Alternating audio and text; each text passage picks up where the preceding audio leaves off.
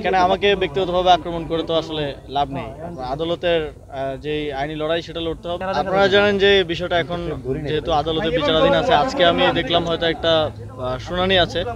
তো আদালতে বিচারাধীন বিষয় নিয়ে কোনো মন্তব্য করা এখন সমীচীন হবে না। দেখা যাক শুনানিতে কি রায় আসে বা কি নির্দেশনা আসে। আর বিগত যে বিষয়টা নিয়ে আন্দোলন চলছে সেটার যে মামলা ছিল সেই মামলায় স্থানীয় সরকার বিভাগ পক্ষভুক্ত ছিল না, এবং রায়ও স্থানীয় সরকার বিভাগের প্রতি কোনো নির্দেশনা ছিল না, এটা আপনারা জানেন। এবং যেহেতু নানা ধরনের আইনি জটিলতা তৈরি হয়েছে, মেয়াদ সংক্রান্ত জটিলতা তৈরি হয়েছে, এই জটিলতাগুলো নিরসনে আমরা আইন মন্ত্রণালয়ের মতামত চেয়েছি এবং আমরা জানতে পেরেছি যেহেতু একটা রিট পিটিশন হয়েছে, আমরা লিগ্যাল নোটিশও পেয়েছি এবং ওই রিট পিটিশনের শুনানি হয়তো আজকে হওয়ার কথা।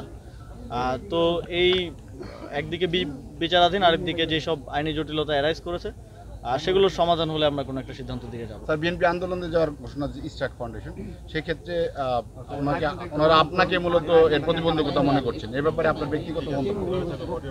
দেখেন, যখন সরকার কাজ করে, সরকার একটা বডি হিসেবে কাজ করে, কেউ ব্যক্তিগতভাবে এখানে কোনো সিদ্ধান্ত নেওয়ার বা করার সুযোগ নেই। বিশেষ করে এই ধরনের বড় ডিসিশন একা ব্যক্তি হিসেবে আমি নিচ্ছি, এটা ভাবার কোনো কারণ নেই। আর যেহেতু এখানে আইনি জটিলতা আছে এবং এখানে আদালতে বিচারাধীন বিষয় আছে, এখানে আমাকে ব্যক্তিগতভাবে আক্রমণ করে তো আসলে লাভ নেই।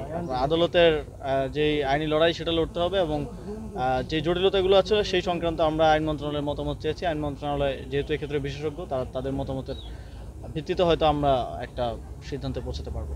অর্থাৎ আদালত যে রায় দিবে সেটা আপনারা মেনে নেবেন?